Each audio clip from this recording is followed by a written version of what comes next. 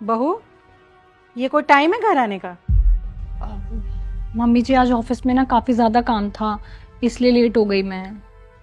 ये बहाने ना मुझे नहीं सुनने। काम तो हमेशा ज्यादा रहेगा तो हमेशा लेट आओगी क्या?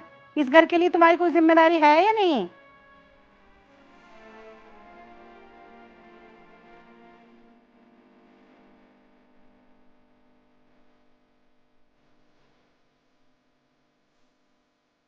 ये चाय किसके लिए बन रही है? माँ जी वो मैं बहुत थक गई हूँ तो अपने लिए बना रही हूँ। चाय का टाइम अब निकल गया है, सीधा खाना ही खा लेना अब तुम। और क्या बना रही हो खाने में? माँ जी वो फ्रिज में लौकी रखी है, सोच रही लौकी बना दो। लौकी मुझे पसंद नहीं है, तुम मेरे लिए मटर पनीर बना दो। मटर पनीर। माँ जी मटर छीलने में तो बहुत टाइम लग जाएगा, आप मेरी थोड़ी हेल्प कर दो। क्यों? मैं तुम्हारी नौकरानी हूँ क्या? तुम्हारे हिस्से का काम मैं क्यों करूँ? खुद करो अपना काम।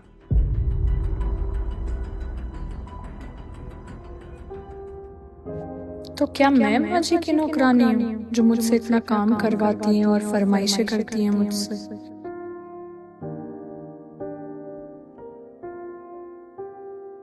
पूरे हफ्ते ना घर घर ऑफिस का काम कर करके बहुत थक गई हूँ। कल संडे है, मैं ना आराम से उठूंगी। उठ जाना, कौन मना कर रहा है। Good night. Good night.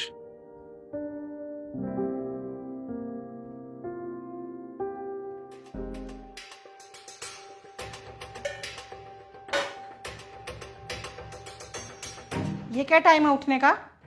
सुबह से जगी हूं मैं, कोई एक कप चाय का पूछने वाला नहीं है मुझे।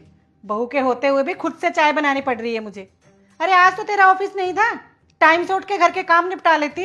इतने सारे गंदे कपड़े पड़े हैं तुम्हारे, कब धोओगी उन्हें? अभी धोऊंगी माँ जी। मैं ना बोलूँ ना तो एक घर का काम नहीं होता तुमसे। आलसी कहीं की, काम चोर। तुम्हारा तो मन बस ये करता है कि सारा दिन बिस्तर पे पड़ी रहूं। माँ जी मैं ऑफिस भी तो जाती हूँ और घर का सारा काम भी करती हूँ। मेड तो बस झाड़ू और पोछा करती है, बाकी के काम तो मुझे ही करने होते हैं।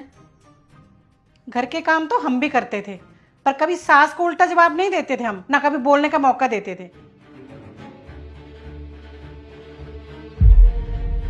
और ये बर्तन कैसे हैं? तुम रात को धो के नहीं सोई?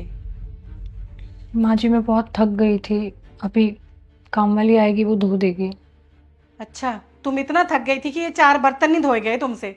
पता नहीं कैसी कुलच्छनी बहू मिली है मुझे। ना तो इससे घर संभलता है, ना साफ सफाई होती है। यहाँ मेरी रसोई गंदी पड़ी है और इसे सोने से फुर्सत नहीं है। घर के काम बोझ लगते हैं ना तुम्हें? माँ जी मैंने आपसे कहा ना, अभी काम वाली आएगी वो धो देगी। और मैं कितना भी काम कर लूँ, सारे घर का काम कर लूँ, ऑफिस का भी काम कर लूँ, आप कभी खुश नहीं हो सकती ना। आप ही मुझे क्यों नहीं बता देती हो कि ऐसा मैं क्या कर दूं जिससे आप खुश हो जाओ। और ये नौकरी मैं अपने लिए नहीं करती हूँ। मेरी आधी सैलरी तो आप घर खर्चे के नाम पे ले लेती हो, आधी सैलरी मेरी ईएमआई में चली जाती है घर की। आपको मेरी सैलरी तो बहुत अच्छी लगती है, पर ये 4 बर्तन बहुत बुरे लग रहे हैं जिन्हें आप भी धो सकती हो। अगर आपको लग रहा है ना मैं जॉब और घर एक साथ नहीं संभाल पा रही हूँ तो मैं जॉब छोड़ देती हूँ, घर संभाल लेती हूँ। पर मुझे नहीं लगता कि आप तब भी खुश हो पाओगी, क्योंकि आपको ना आदत पड़ चुकी है मुझे ताने मारने की, रोज रोज सुनाने की। आपका खाना हजम नहीं होता तब तक।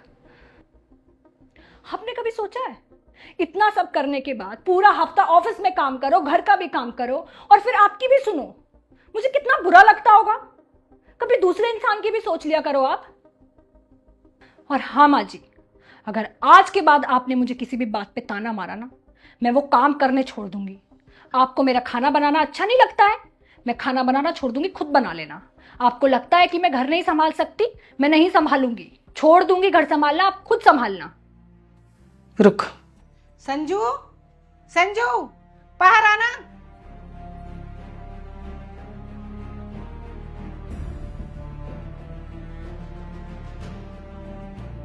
क्या हो गया माँ? देख तो कैसे मुझसे जुबान लड़ा रही है, उल्टा सीधा बोल रही है मुझे। तू कुछ बोलता क्यों नहीं है इसे? तो क्या हो गया माँ? जब से हमारी शादी हुई है तब से लेके आज तक आप रिया को किसी ना किसी बात पे ताना मारती रहती हो। अरे उसका भी तो सब्र का बांध टूटना था ना। कब तक सुनेगी वो? एक ना एक दिन उसे भी फटना ही था, तो आज फट गई। मैंने आपको कितनी बार समझाया था कि माँ रिया को ताने मत मारा करो, ऐसे मत बोला करो। गलती किसी से भी हो सकती है, वो भी इंसान है। क्या मुझसे कभी गलती नहीं हुई? आपसे भी कभी ना कभी गलती हुई होगी। अरे गलती किसी से भी हो सकती है। और मैंने तो देखा कि आप रिया को बिना गलती के भी ताने मारती रहती हो, कुछ ना कुछ सुनाती रहती हो। क्यों? क्योंकि आपकी ये आदत बन चुकी है। हिकमा, या तो आप अपनी आदत सुधार लो, ये ताने मारना बंद कर दो। अगर ये सब ऐसे ही चलता रहा तो मैं रिया को लेके कहीं और शिफ्ट हो जाऊंगा। फिर रहना यहाँ अकेले और मार लेना किसको ताने मारोगे।